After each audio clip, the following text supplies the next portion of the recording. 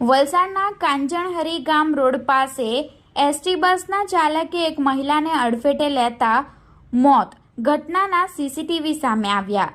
2 October બુધવારના રોજ 6 કલાકની મળતી માહિતી મુજબ વલસાડના કાંજણહરી ગામ પાસે આવેલી રિલાયન્સ કંપનીના મેઇન રોડ પાસે એક અજાણી 45 થી 50 વર્ષીય મહિલા જઈ રહી હતી, જે દરમિયાન એક એસટી બસ નંબર GJ18Z4475 નો ચાલક મહિલાને ઘટના સ્થળે અડફેટે લઈ ફરાર થઈ ગયો હતો. આ ઘટનામાં મહિલાનું મોત નીપજ્યું હતું, જે સમગ્ર ઘટના કંપનીના સીસીટીવી કેમેરામાં કેદ થઈ હતી. ઘટના બનતા ગામના સરપંચ સહિત સ્થાનિકો દોડી આવ્યા હતા અને એમ્બ્યુલન્સ મારફતે પીએમ હેઠળ સિવિલ હોસ્પિટલમાં મહિલાની લાશને ખસેડવામાં આવી હતી, જે બાબતે રૂરલ પોલીસ મથકે એસટી બસ ચાલક વિરુદ્ધ ફરિયાદ નોંધાઈ હતી.